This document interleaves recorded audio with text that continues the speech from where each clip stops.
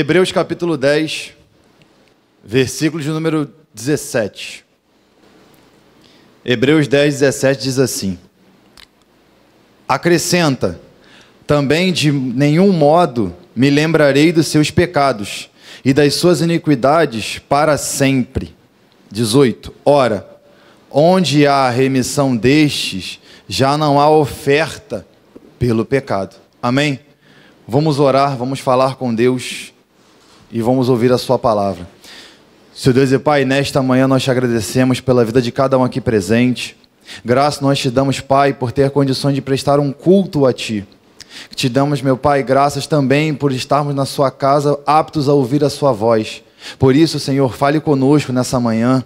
Fale de maneira profunda e contundente, que possamos ouvir e compreender de maneira clara e nítida, que a nossa atenção esteja, meu Pai, voltada para a sua palavra, que nada venha nos dispersar, meu Deus, nem o cansaço, meu Deus, nem as coisas externas, nem os afazeres, mas que a nossa mente, meu Pai, esteja 100% cativa no aprendizado da sua palavra. Queremos ouvir e aprender, Pai, queremos amadurecer cada vez mais em Ti. Ilumina a nossa mente, ó Deus, nessa manhã, pois reconhecemos que carecemos de Ti. Precisamos do Senhor que nos instrua para que possamos, meu Pai, ser saudáveis de verdade e que possamos aprender da sua palavra. É o que te pedimos nesta manhã e já te agradecemos. Em o nome de Jesus, amém e graças a Deus. Amém? Senta, por favor. Meus irmãos, estamos aí um mês falando sobre essa questão do sacrifício, na comparação entre o Antigo Testamento e o Novo Testamento, sobre o que falava-se no Antigo Testamento, na ordem dada a Moisés para ser repassada para o povo, e aquilo que o Novo Testamento, já após a morte e ressurreição de Cristo, vem falar sobre sacrifícios, sobre ofertas e sobre de fato aquilo que Deus recebe. Nós já ouvimos falar sobre Melquisedeque, já foi apresentado quem era Melquisedeque. Já foi falado sobre o rei sacerdote, já falamos sobre as ofertas que Deus recebe, já falamos sobre diversas coisas. Mas no capítulo 10 parece que o autor aos Hebreus está repetindo tudo o que ele já havia falado nos capítulos anteriores. Você ouvindo essas semanas, parece que a mesma coisa é pregada durante um mês. Porém, se não houver a necessidade, o autor aos Hebreus não haveria, ou se não houver a necessidade, ele não precisaria falar diversas vezes a mesma coisa. Quando você olha para os 4 evangelhos, você vai ver que Cristo falou 3 vezes que iria morrer. Porque mesmo falando, os discípulos não entendiam que era necessário que ele morresse, para que houvesse uma remissão de pecados e houvesse a redenção da humanidade. Por diversas vezes Jesus falou sobre a hipocrisia dos homens, repreendendo, de uma maneira muito ferrenha e assídua, que eles eram pessoas que eram aparentes, ou faziam coisas e reproduziam outras. Ou ensinavam umas coisas e praticavam outras. Então, quando você olha para a Bíblia como um todo, ela é completa e não há redundância na Bíblia, e a Bíblia se completa em todos os seus aspectos. Quando você lê todos esses textos, parece que ele fica repetindo de maneira maçante, mas ele entende que a necessidade do povo era entender quem de fato Cristo é na vida de cada um. Porque o princípio do cristianismo é você entender quem Cristo representa na sua vida. Porque se você não entende quem Ele é, como você serve a um Deus sem conhecê-lo? Sem saber as suas vontades, sem saber o que Ele quer e o que Ele deseja de você e o que Ele espera de você. É por isso que Ele vai deixar claro para eles abandonarem as práticas antigas e aquilo que estava no Antigo Testamento, porque um novo ciclo havia se iniciado em Cristo. Após a sua morte e a ressurreição e ascensão aos céus, é estabelecida uma nova regra, uma nova ordem e uma nova lei. Ele dá 2 mandamentos para os homens e diz: amar a Deus sobre todas as coisas e o próximo como a ti mesmo. Mas antes dele começar a falar sobre fé, antes dele começar a falar sobre os heróis da fé e os privilégios dos acessos que temos a Deus, ele mais uma vez tem que falar para que as pessoas entendam como que funcionam esses 2 paralelos. E no versículo 1 do capítulo 10, você vai ver que mais uma vez ele vai tratar sobre o mesmo assunto, falando sobre o fracasso dos sacrifícios antigos. Hebreus capítulo 10, versículo 1. Ouça-me com atenção. Tá fresquinho hoje, Tá um clima agradável, saímos daquela onda de calor terrível que vivia o nosso Rio de Janeiro. Você está no geladinho, confortável, com o seu casaquinho, sentado, domingo pela manhã, mas peço que você ouça com muita atenção e muito carinho pela palavra de Deus.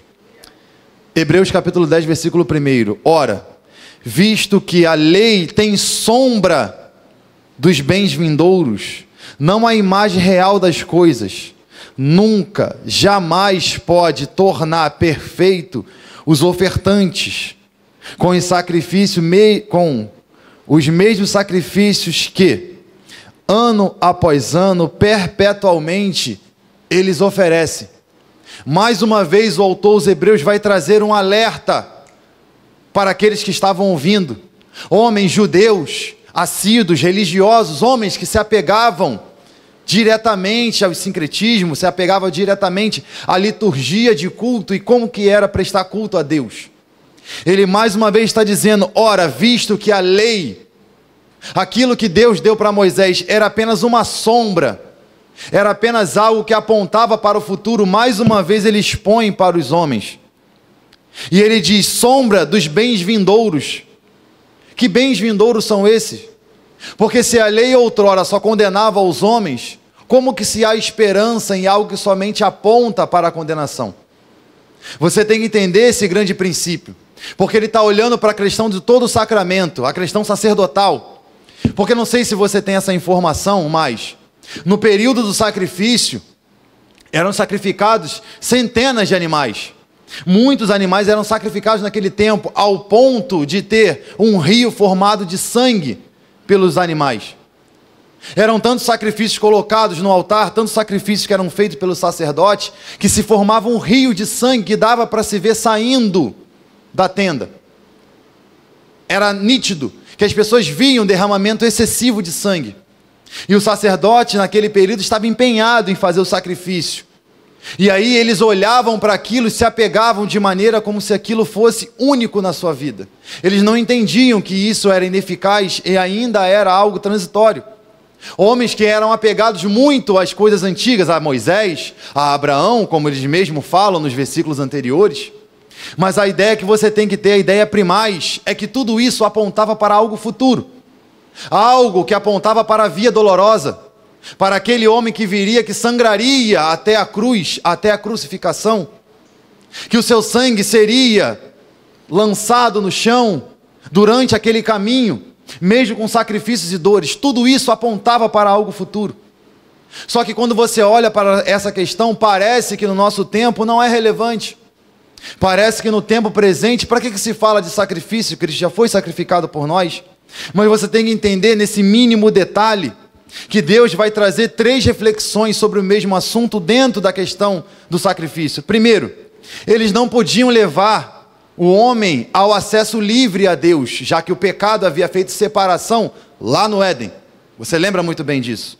Segundo, eles não poderiam remover o pecado do homem, porque era algo que era feito o quê? Anualmente. E outra coisa, eles eram apenas um evento externo. Era apenas uma colocação das mãos do homem sobre o animal, e era feito diante dos outros homens essa expiação, mas não conseguia arrancar de uma vez por todas o pecado. E isso falando da ineficácia do sacrifício antigo.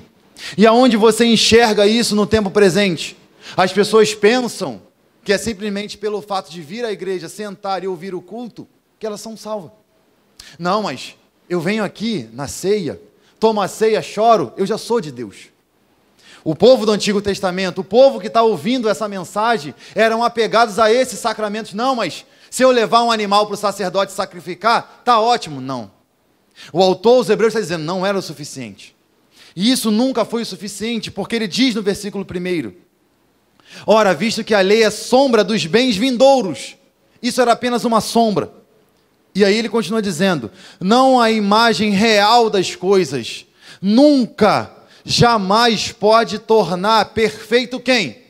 Os ofertantes. Ele está falando tanto do sacerdote que faz a oferta por ele e pelo povo, como ele diz lá nos versículos anteriores, mas também do povo que está levando a sua oferta.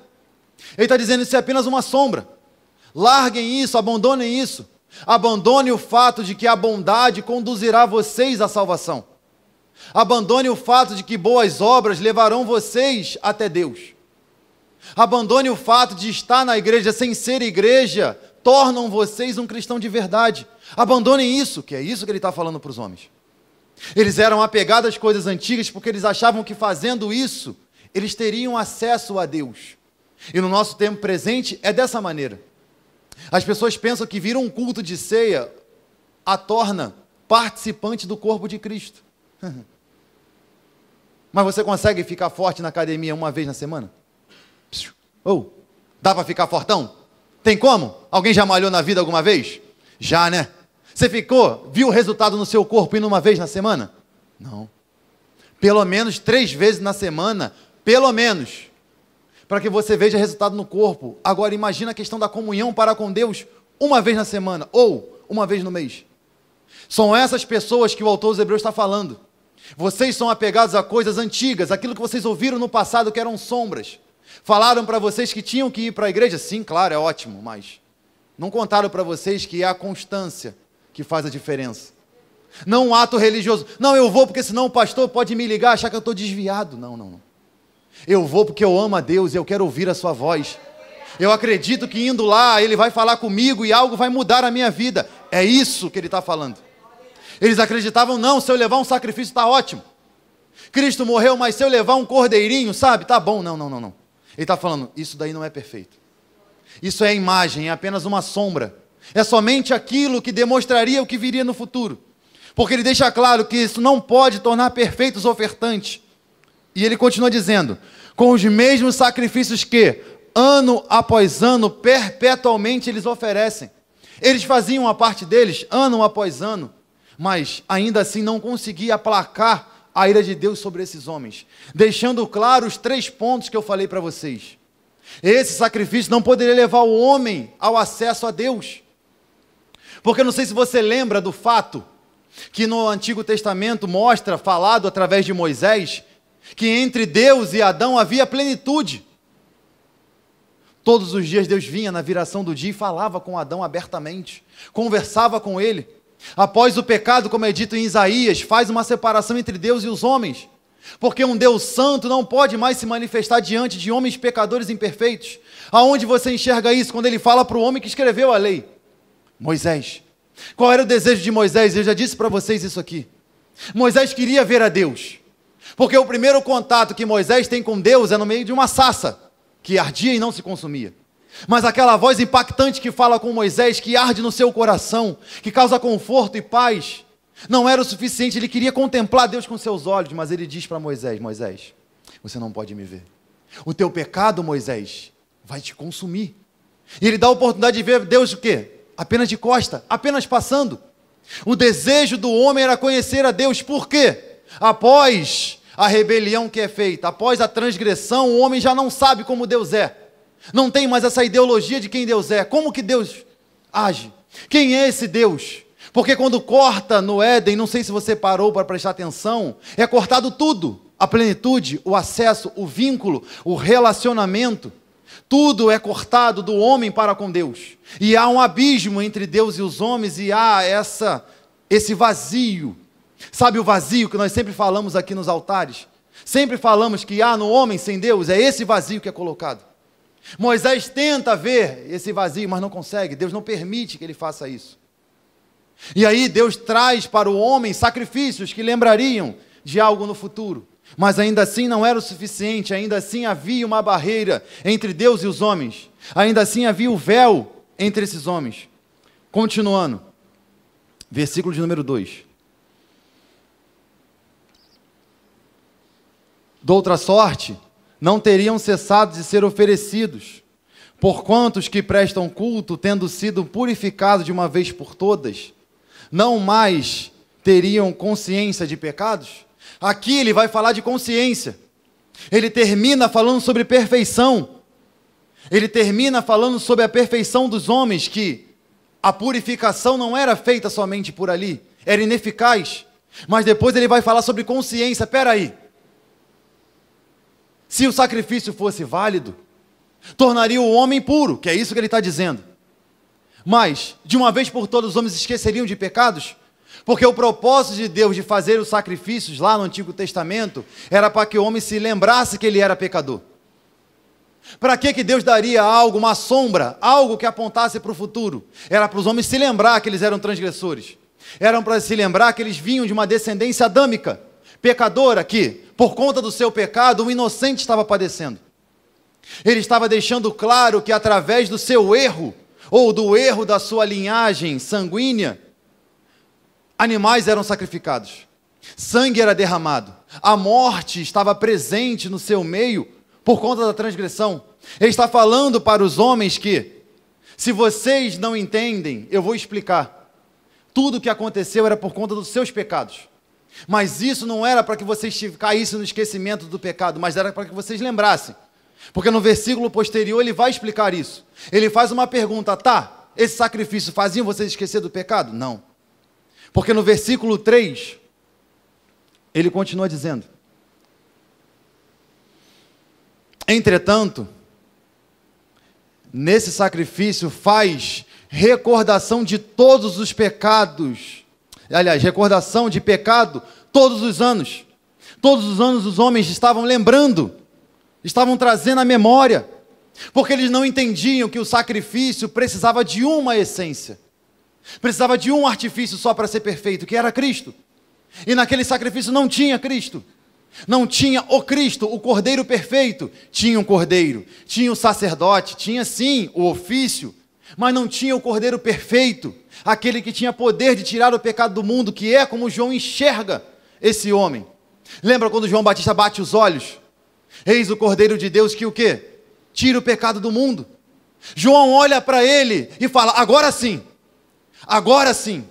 esse é o sacrifício perfeito. É aí sim que vai ser tirado o pecado do mundo, não naquilo que vocês faziam no passado. E o autor aos Hebreus está trazendo à memória desses homens que a essência que precisa do sacrifício para ser perfeito é Cristo, que é o único que é perfeito, é o único que preenche todas as lacunas. Ele é o próprio Deus que aceita a oferta. Ele é o ofertante, ele é o sacerdote, ele é o cordeiro, ele é tudo, ele consegue completar todos os espaços, todas as lacunas. Porque o sacerdote precisava de um parâmetro para oferecer o sacrifício. Cristo não precisa, porque ele é o próprio parâmetro, ele é a própria régua, ele é a própria medida. O sacerdote precisava não ter membros demasiados, não podia ter deformidade. O cordeiro precisava ser examinado. Tudo precisava seguir segundo a ordem que Deus estabeleceu, mas Cristo não. Ele já era na forma que Deus estabeleceu, ele já era a perfeição. E o autor aos Hebreus fala de consciência.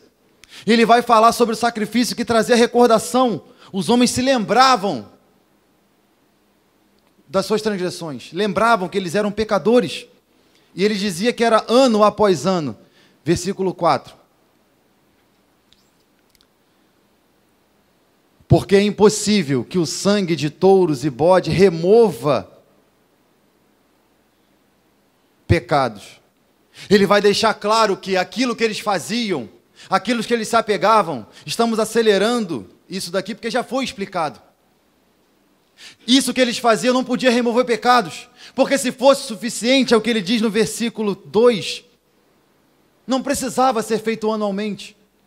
Ele vai apresentar primeiro uma ideia de algo ineficaz. Primeiro ele apresenta uma ideia de algo que não era o suficiente, antes de apresentar aquilo que é suficiente. Primeiro ele apresenta uma sombra, uma imagem, apresenta aquilo que era imperfeito, mesmo que era dado por Deus uma ordenância, não significa que aquilo de fato conseguia preencher o que Deus queria. Porque você vai ler nos versículos subsequentes, como que Deus reagia a esses sacrifícios lá do Antigo Testamento. Você vai ver como que Deus reagia, porque você até aqui já entendeu sobre o ofício sacerdotal, entendeu como que era a oferta, entendeu como que era feita essa oferta, mas agora você vai entender como que Deus reagia mediante a essa oferta. E no versículo 5, ele diz assim, por isso, ao entrar no mundo diz, sacrifícios e oferta não quiseste, ante um corpo me formaste. Ele vai apresentar aquilo que está no livro de Salmos.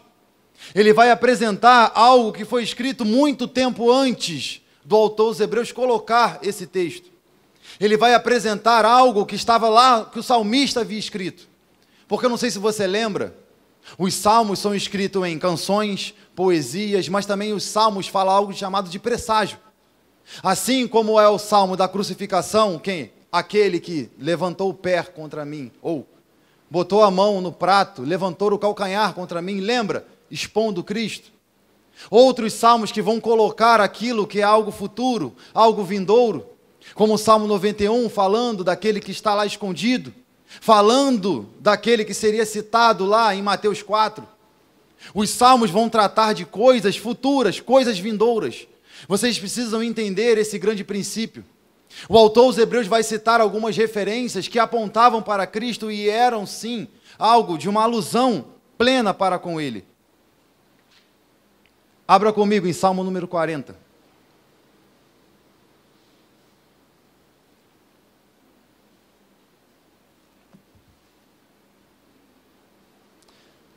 Salmo de número 40.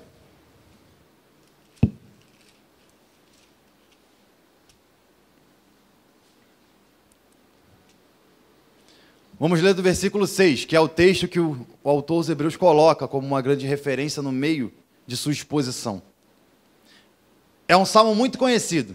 Você com certeza já falou em algum momento da sua vida. Do versículo 1. Esperei com paciência no Senhor. Ou, esperei confiante pelo Senhor, Ele se inclinou para mim e me ouviu, quando clamei por socorro. Você já falou isso várias vezes, mas você já leu o que o salmo fala mais à frente? Versículo 6. Sacrifícios e ofertas não quiseste. Só que aqui, o salmista traz algo mais profundo. Abristes os meus ouvidos. Holocaustos e ofertas pelo pecado não requereste. Ele está dizendo que sacrifícios e ofertas o Senhor não queria. O Senhor não queria isso. A ideia é que o homem fosse o quê? Perfeito. Estivesse ali perpetuamente, mas o plano precisava seguir o seu curso. O plano precisava seguir a sequência. E aí você continua, o salmista, olhando para tudo isso. E ele deixa claro, a oferta não quiseste, mas abriste os meus ouvidos. Quando você olha ele falando, abriste os meus ouvidos, isso é relatado, o compromisso de Davi em obedecer à lei de Deus.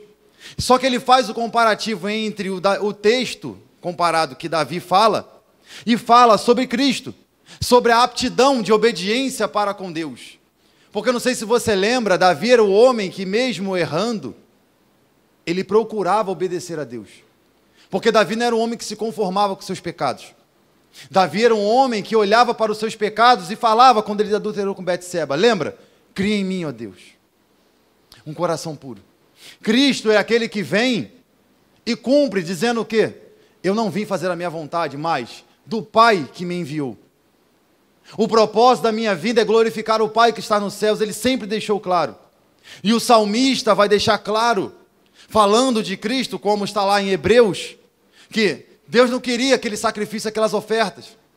Deus não queria aquilo ali porque o povo iria banalizar. O povo iria achar isso como algo desprezível. O povo não daria sua real importância sobre essas coisas. E aí no versículo 7 do Salmo 40. Então eu disse, eis aqui estou, no rolo do livro está escrito a meu respeito. Agrada-me em fazer a tua vontade, ó meu Deus, dentro do meu coração está o quê? A tua lei. A vontade de Davi era fazer aquilo que Deus ordenara. Assim como foi a vontade de Cristo fazer tudo quanto o Pai havia lhe ordenado. O autor aos Hebreus não coloca esse texto simplesmente para fazer uma alegoria, mas ele coloca dentro da literalidade do texto, sobre a vontade que o salmista tinha de obedecer a Deus e a vontade do Filho em fazer a sua vontade. Você lembra no Getsêmani? Cristo está lá, suando gotas de sangue, clamando a Deus, se possível for, faz o quê? Passa de mim esse cálice. Se possível for, mas, todavia, seja feita a vontade de quem? Seja feita a tua vontade. Você vê a concordância do texto, volte comigo em Hebreus 10.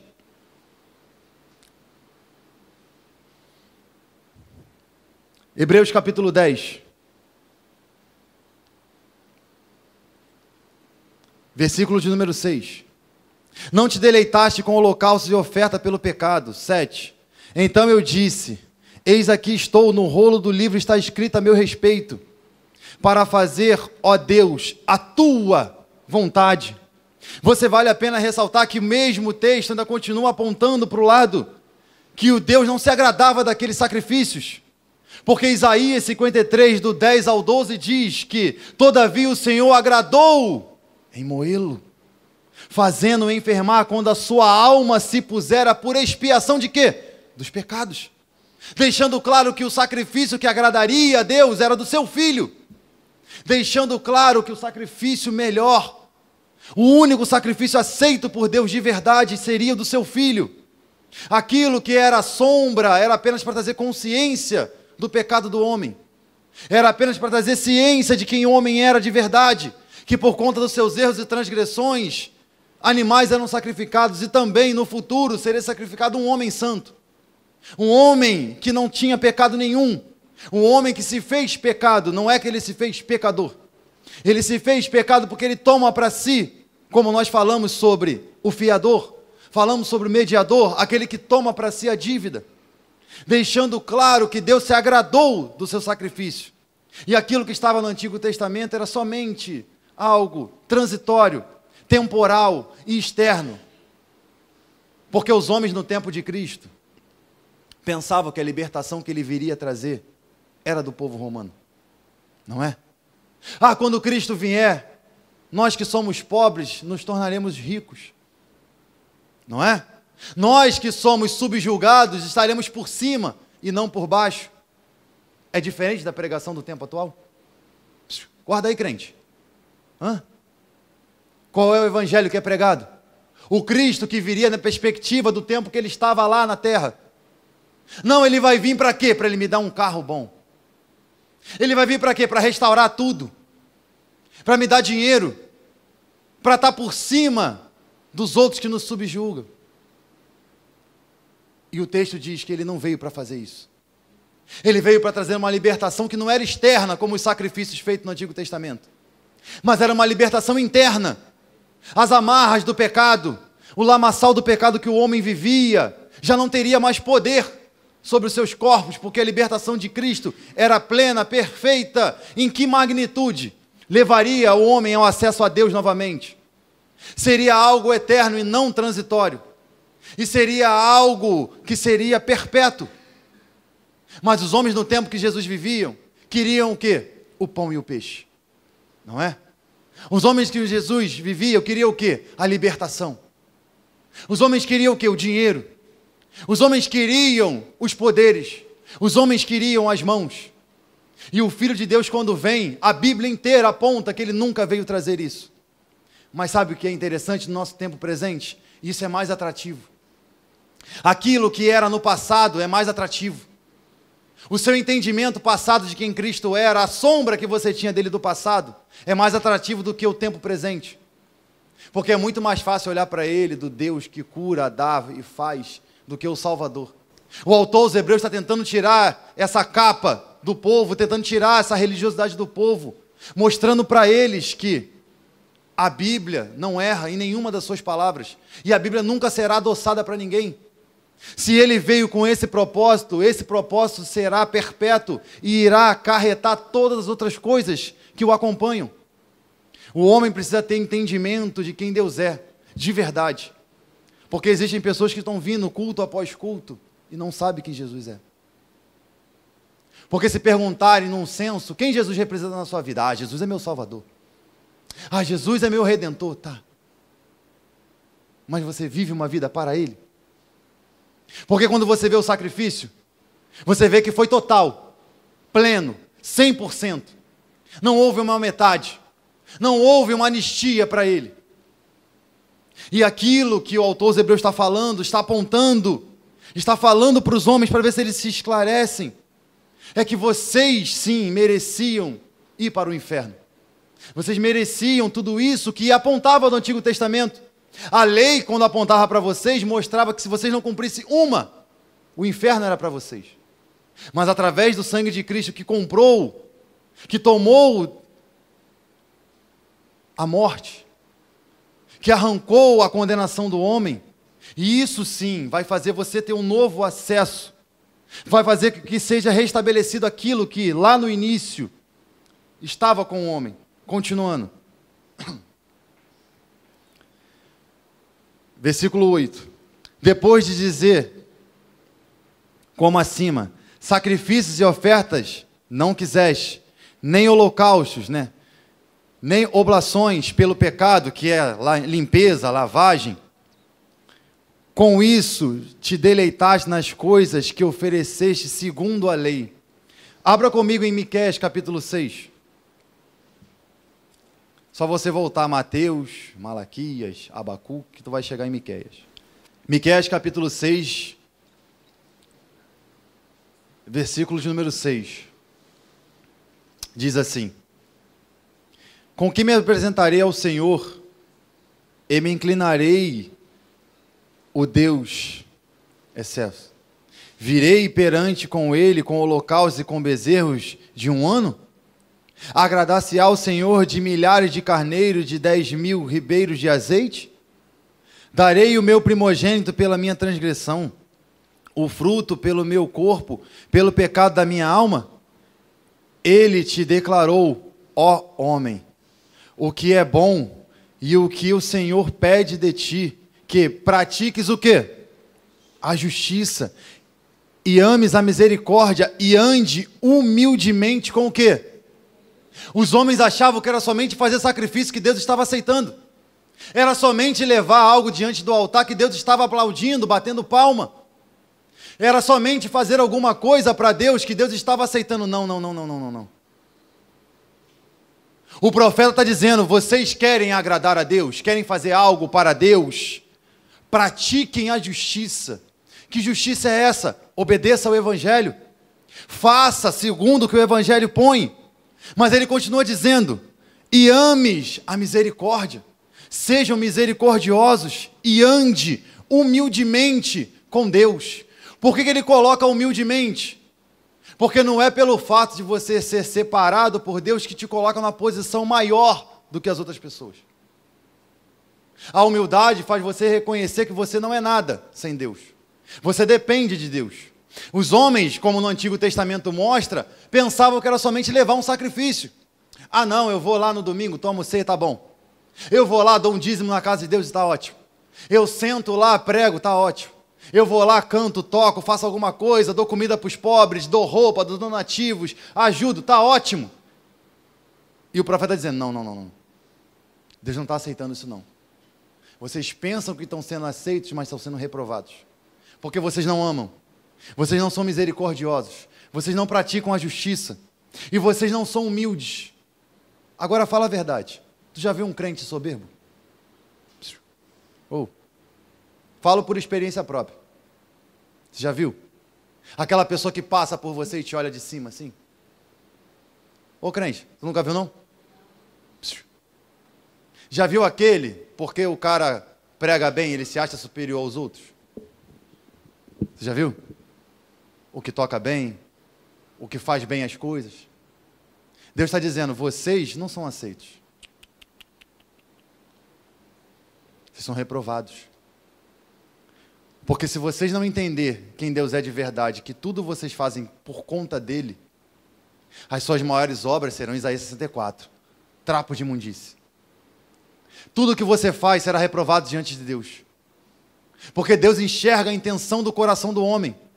O autor aos Hebreus está deixando claro que não é fazer, é como fazer, para quem fazer, com que propósito fazer. Ah, eu estou oferecendo um sacrifício, sim, estou levando meu cordeirinho. Que cordeiro é esse que eu comprei na rua de trás? Deus não aceitava. Lembra quando Jesus chega na porta do templo, expulsando os homens? Por que ele fez isso? Porque não tinha sacrifício nenhum. O homem vinha andando lá de Cabo Sul para cá, com seu dinheiro no bolso e comprava um animal na porta.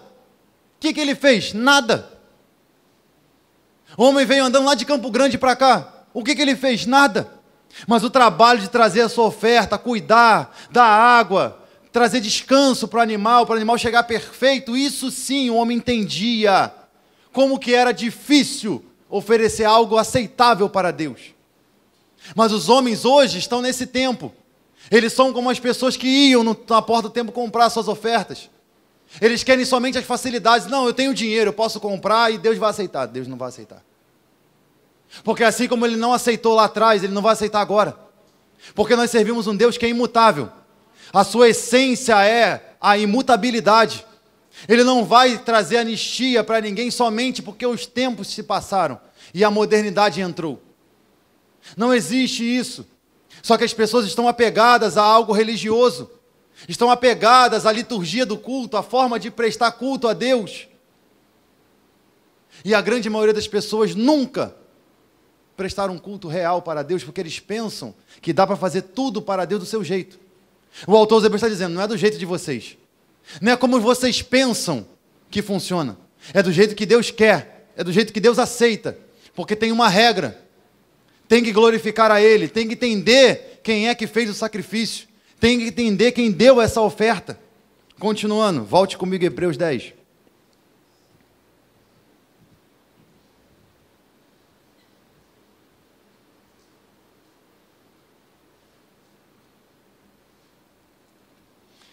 Hebreus capítulo 10, versículo 9. Então acrescentou, eis aqui estou para fazer, ó Deus, a tua vontade. Remove o primeiro para se estabelecer o quê? Tem que remover o primeiro. Ô crente, tu tem que esquecer a religiosidade. Tem que abandonar as velhas práticas. Esquece esse negócio de campanha, de sal, de rosa, de azeite ungido. Esquece isso. Esquece para o que o pastor vai pensar de você estar ou não estar na igreja. Se preocupe com o que Deus está vendo do seu interior. Se no passado você aprendeu que o importante era fazer, hoje você vai aprender que o importante é saber para quem se faz. Essa é a grande diferença das coisas. Se no passado você entendeu que era para fazer de qualquer jeito, que Deus estava aceitando, hoje você vai parar de fazer de qualquer jeito. Chegue na igreja, ore a Deus, feche os olhos, derrame-se diante do Senhor. Vai louvar, esquece tudo e louva a Deus com todo o coração. Você fica vendo na hora do louvor, o pessoal fica assim, ó. O pessoal fica apático. O pessoal fica viajando. Na hora da palavra, a pessoa está com o braço cruzado pensando, será que se eu botar 1 quilo de feijão mais tarde, será que todos vão conseguir comer? Será que quando eu sair daqui o mercado vai estar muito cheio? Ai meu Deus, eu pedi para reservar um frango para mim ali, será que a moça lembrou? Ai meu Deus, eu não sei a letra do louvor, mas eu vou enrolar aqui com a boca. E as pessoas estão vindo domingo após domingo pensando que estão prestando um culto para Deus e Deus está reprovando o culto, falando, não estou aceitando isso não. Eu não estou aceitando isso não porque vocês estão vindo de qualquer jeito. Pensam que é somente estar aqui, assim como o povo do Antigo Testamento. Ah, eu vou levar uma oferta, Deus está aceitando. Não, não está aceitando. Venha na casa de Deus e se derrame diante dEle. Venha na casa de Deus e preste de fato um culto, louve a Deus, que o seu coração venha arder. A gente sabe que sentado, num ambiente fechado, em silêncio, o corpo realmente relaxa. Mas a gente já parou para pensar? Quando a gente paga para ver um filme, a gente não consegue dormir. Já parou para pensar nisso? Ó, vou te dar um exemplo. Se você for lá no IMAX, que é lá na Barra da Tijuca, no New York, um ingresso é R$100. Naquela poltrona, em 8K, você deita a poltrona, te abraça. Tem lugar para botar pipoca, tem lugar para colocar o suco, guaraná, o doce, é uma maravilha. Mas, meu amigo, tu pagou R$100, eu duvido você dormir. Não dorme. Mas aquilo que é de graça se torna desprezível. Porque quando você não enxerga o preço, você não valoriza. É como dar para uma criança um brinquedo que ela não entende que foi caro.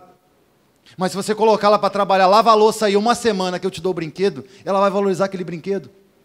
As pessoas desprezam a palavra de Deus porque é de graça. Se tivesse que pagar, as pessoas diriam, não, eu quero ouvir tudo, eu quero receber tudo, porque eu estou pagando. Quando se paga, exige direito, mas quando se recebe de graça, se despreza. Não é assim? Vou te dar outro exemplo. Você já viu que o governo constrói praças, não constrói? Coisa maravilhosa para as crianças brincar, mas as pessoas quebram as praças, não quebram? Não quebra? Quebra os brinquedos, quebra o escorrego, quebra o balanço, quebra o negócio lá para os idosos fazer exercício. Tem lá onde eu moro também, tá, gente? Tem lá os idosos. Mas sabe o que é interessante? No condomínio ninguém quebra. Não é? Por que ninguém quebra no condomínio? Porque se a Câmara pegar, você será penalizado. Ó, tal dia você quebrou o balanço, tá? Vai ser mais 1.500 no seu condomínio. O quê?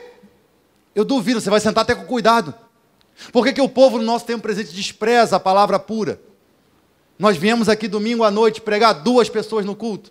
Chamamos o povo para orar de manhã, 1 pessoa orando. Chamamos as pessoas para estar aqui na terça aprendendo sobre Deus, 5 pessoas, 10 pessoas, porque é de graça. Se fosse cobrado, se tivesse um ingresso na porta, você ficaria até o final, porque no Rock in Rio ninguém vai embora. Ninguém vai embora porque está pagando. Eu paguei R$500, eu quero sentar na primeira fileira e não dorme. Tem alguém no culto ainda?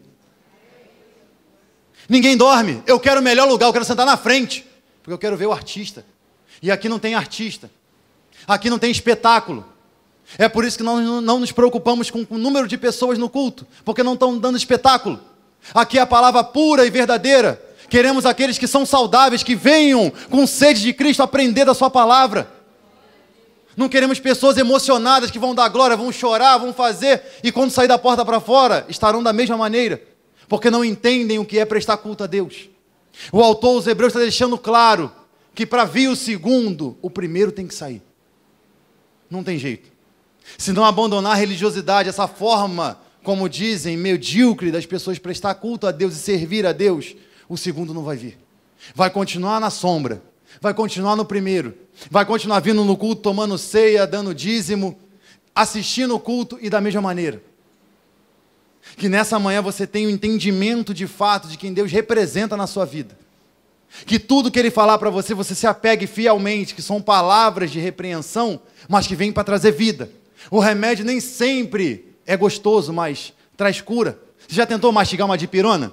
É horrível, não é? Mas não cura a dor de cabeça? Assim é a palavra de Deus. Precisamos mastigar. É amargo, é ruim, mas traz cura para o interior do homem. Continuando. Versículo 9. Então acrescentou: eis que estou aqui, ó Deus. Eis que estou aqui para fazer, ó Deus, a tua vontade. Remove o primeiro para estabelecer o segundo. 10.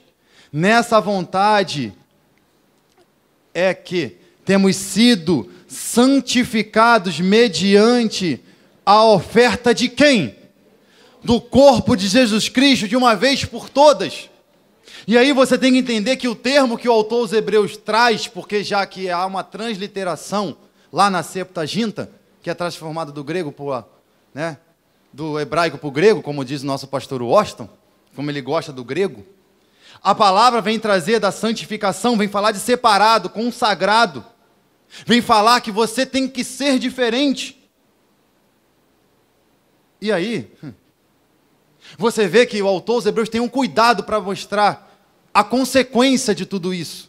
Ele vai falar que nós temos sido santificados, separados em Cristo, separado através da oferta do corpo de Jesus, fazendo o contraponto que a oferta antiga não fazia separação, não conseguia santificar o homem, deixando claro que é algo perpétuo e apontando exclusivamente o único que tem o poder de fazer o homem andar numa novidade de vida, que é Jesus Cristo. Ao homem ser purificado, santificado, fazer a diferença, ser diferente. Porque veja como ele chama os discípulos: homens vaidosos, arrogantes, mentirosos, prepotentes, altivos, homens que não tinham empatia, simplesmente pelo fato de não ouvirem a palavra de Deus. Eles queriam: desce fogo, mata todo mundo, mas depois João se torna o discípulo do amor. Amados, filhinhos, não é? Pedro, sede santos como é santos vosso Senhor. Paulo, homem rebelde, olha só, 1 Coríntios 10, sejais meus imitadores, assim como sou de Cristo. Você vê que os homens têm uma transformação de fato, porque eles entendem que o sacrifício de Cristo foi suficiente e é único em suas vidas. Que não é as outras coisas que traz a felicidade para o homem, e não são as outras coisas que vêm trazer nada para o homem. A única coisa eficaz sempre será o sacrifício de Cristo, porque ele deixa claro que o sacrifício de Deus, através do seu Filho, vem de uma vez por todas. Não é algo que vai ter um segundo sacrifício. Não é algo que vai ter algo posterior. Não foi apenas uma entrada. Ele vem de uma maneira plena, falando da plenitude de Deus, daquilo que Deus fez e daquilo que Deus realizou através do seu Filho. Versículo 11. Ora, todo sacerdote se apresenta dia após dia a exercer o serviço sagrado e oferecer muitas vezes o mesmo sacrifício, que nunca, jamais podem o quê? Remover o pecado. No versículo 10 ele apresenta Cristo como que pode remover o pecado de uma vez por todas. E no versículo 11 ele fala, olha só, o sacerdote oferecia sacrifício, mas não podia remover o pecado. O sacerdote fazia isso dia após dia, ano após ano, período após período, mas isso não podia remover pecado. O homem não tinha o pecado removido, porque precisava de algo perfeito para que isso acontecesse. Versículo 12. Jesus, porém, tendo oferecido para sempre, quantos sacrifícios? Único sacrifício pelos pecados. Assentou-se à destra de Deus. Ele está deixando claro, Jesus, dando o único sacrifício, foi colocado num local de honra, à destra do rei, à destra do Pai, como nós falamos nos capítulos anteriores. Foi colocado num local de honra, teve o nome exaltado, como Paulo mesmo diz, o nome acima de todo nome, que se dobre todo joelho, e toda língua confessa que Jesus Cristo é o Senhor para a glória de Deus Pai. O autor aos Hebreus está dizendo, a exaltação está nele. A glória está escondida nele, tudo converge nele. Versículo 13. Aguardando daí em diante até os seus inimigos sejam postos, pelo estrado ou estrado dos seus pés, fazendo uma menção ao Salmo de número 110, que um dia todos os inimigos serão aniquilados, como é prometido em Gênesis, que Satanás só vai ferir o calcanhar. Mas se ele está ferindo o calcanhar, mostra que ele está aos pés de Cristo, está abaixo dele. Ele está dizendo, um dia, esse Jesus triunfará, para todos possam ver, sobre os seus inimigos, sobre Satanás, seu demônio, sobre os desobedientes, sobre a morte, sobre tudo. Tudo um dia será visível. Tudo isso será exposto para todas as nações. Versículo 14. Porque com uma única oferta, aperfeiçoou para sempre quantos estão sendo santificados. Eles estão deixando claro, por uma única oferta ele aperfeiçoou, fazendo concordância que aquele que furtava antes dele, não furte mais. O que mentia, não mente mais. Deixando claro que, através da sua oferta, aperfeiçoou. E se a oferta alcançou o homem, ele tem que ser aperfeiçoado. Não tem como o homem vir até Cristo, ser atraído por Ele e permanecer o mesmo. Não tem como. É impossível. É impossível. Todos os homens da Bíblia que se aproximaram de Cristo através da graça, foram alcançados por Ele, não foram mais o mesmo. Pedro negou depois disso? Não. Os homens os deixaram depois disso? Não. Paulo perseguiu alguém? Não, foi perseguido. João orou para o fogo cair do céu sobre alguém? Não. Ele traz palavras de amor, deixando claro que a real conversão do homem é quando ele entende quem Cristo é e o caráter de Cristo vem sobre ele e começa a mudar o seu comportamento. Se você olha para alguém que está anos na igreja e não muda, acenda o alerta. Você olha para a pessoa que vem culto após culto e continua tendo as mesmas atitudes, tropeçando nos mesmos erros, sendo a mesma pessoa diante da sociedade, acenda o alerta. Porque essa pessoa é convencida e não convertida. Porque se o sacrifício de Cristo é eficaz, sendo como o autor dos Hebreus está dizendo, o poder de sacrifício vem para aperfeiçoar o homem. Aperfeiçoar onde? Arrancar do homem as imperfeições. Nós somos pecadores, sim, como a Bíblia vai apontar. Mas o que nós não temos que ser é pecadores conformados com o pecado. Que é isso que o autor dos Hebreus está apontando. Somos aperfeiçoados dia após dia. Vamos errar? Vamos errar. Teremos atitudes que serão tristes diante dos outros? Teremos atitudes. Vamos chorar com os nossos erros? Vamos, mas não vamos ser conformados. Não podemos ser como Saul. Não, eu errei, tá bom. Deixa para lá. Não. Precisamos ser como foi o exemplo de Davi. Senhor, eu pequei. Somente contra ti pequei. Mas que o Senhor crie em mim um coração puro. Sejamos diferentes por dentro. Que nessa manhã você entenda que o sacrifício de Cristo pode aperfeiçoar qualquer pessoa segundo a vontade dEle. Não existe ninguém torto que Cristo não possa moldar e transformar essa pessoa em uma nova criatura. Não existe coração duro que Ele não quebre, porque a palavra dEle é eficaz, dizer que o sacrifício dEle é único, e o único que tem o poder de aperfeiçoar o homem, santificando. 14. Porque como a única oferta aperfeiçoou para sempre, quantos estão sendo santificados? 15. Disto nos dá testemunho também o Espírito Santo, porquanto, após ter dito, esta é a aliança que farei com eles, e depois daqueles dias, diz o Senhor, porei no seu coração as minhas leis, e sob a sua mente as escreverei. Jeremias 31, 31. O propósito de Deus é fazer isso com o homem, estabelecer uma aliança com ele, e depois daqueles dias o Senhor colocará no seu coração a lei, porque as pessoas têm que entender isso. Muito se é pregado sobre Josué. Esforça-te, tem de bom ânimo, não é? É lindo. Palavra motivacional, só se esforça, Deus é contigo, Deus está do teu lado. Não, mas espera aí. Tem um critério lá. Eu só serei contigo, Josué, se o livro dessa lei não se apartar da tua boca. Tem um critério. Não, Deus vai fazer uma nova aliança. Sim, claro que vai, mas no coração do homem tem que estar a lei. E sobre a sua mente tem que estar escrito tudo isso. Porque não adianta nada você vir ao culto, não, se esforça, glória a Deus, mas e a lei? Aonde está? Fechada? A lei está o quê? Aberta no Salmo 91, pegando poeira na página amarela, como muitos faziam no passado? A lei está onde? Tem que estar no coração. Meus irmãos, não somos perfeitos. Meus irmãos, nós temos muitos erros e falhas, mas temos um Deus perfeito que nos aperfeiçoa dia após dia, durante essa trajetória que nós chamamos de período terreno. Ele vai nos aperfeiçoando e nos moldando segundo a sua vontade. Como que Ele vai nos moldando? Colocando a lei no nosso coração e escrevendo ela na nossa mente. Continuando, versículo 17. Acrescenta, também de nenhum modo me lembrarei dos seus pecados e das suas iniquidades, para sempre. 18. Ora, onde há remissão destes, já não há oferta pelo pecado.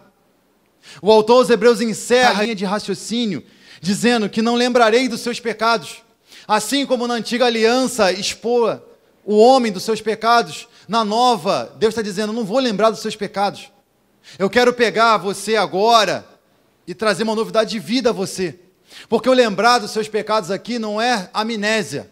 Não é que Deus não vai lembrar mais que você pecou e que você errou, não. Mas o pecado aqui não te levará mais à condenação. Não será lembrado sobre os seus pecados. Olha só, você errou tal dia, tal dia, tal dia, tal dia. Não, porque tudo isso que você fez será justificado em Cristo, através do seu sacrifício. É por isso que ele está dizendo, de modo nenhum me lembrarei dos seus pecados e das suas transgressões para sempre. Quando você vai estudar a carta do apóstolo Paulo aos Romanos, você vai aprender sobre a justificação. Romanos 8:1. Portanto, nenhuma condenação há para aqueles que estão aonde? Em Cristo Jesus, e estão sobre o molde que é Cristo.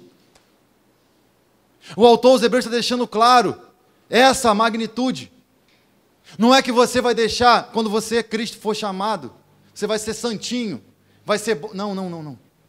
É que quando Ele te chamar, Ele vai te justificar e vai colocar uma novidade de vida, vai transformar a sua mente. Você vai reconhecer que você sim é pecador e que depende dEle. É por isso que no 18, ele continua, ora, onde há remissão destes, aonde esses foram justificados, já não há oferta pelo pecado, aonde? Não precisa mais ter sacrifício nenhum, não precisa fazer mais nada. A graça é isso. O que você faria para ser aceito por Deus? O que o homem poderia fazer para ser aceito por Deus? Qual é a maior obra que o homem faria para que Deus o aceitasse? Não existe. Porque o coração do homem corrompido, tudo que for fazer, vai fazer para a sua própria glória. Se o homem não entender que Deus é o centro de todas as coisas, ele faz tudo achando que ele é o melhor. Quando você conversa com o ímpio bate no peito e fala, são os meus méritos que fizeram chegar onde eu cheguei. Quando você conversa com o ímpio, ele fala, eu sou bom porque eu estudei. Mas quando você conversa com um cristão, ele diz, não, se não fosse Deus, se não fosse a sua misericórdia, eu nunca chegaria até aqui.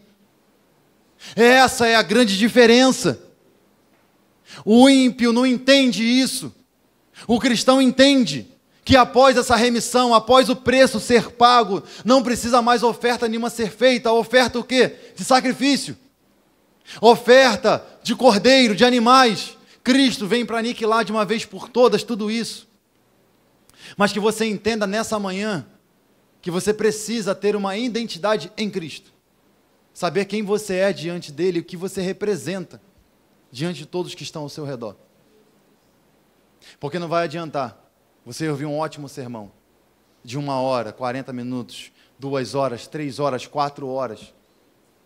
Se Cristo não abrir seu entendimento para você enxergá-lo, quem ele é de verdade, como foi feito no caminho de Emaús, você vai continuar no culto dessa mesma maneira. Vai continuar sendo reprovado diante de Deus dessa mesma maneira. Mas nós acreditamos na sua graça que é infinita e a sua misericórdia que não tem fim. Que todos aqueles que Cristo chamou e que os pertence serão esclarecidos da sua verdade. Porque essa é a vontade de Deus, que o homem tenha o pleno conhecimento da verdade.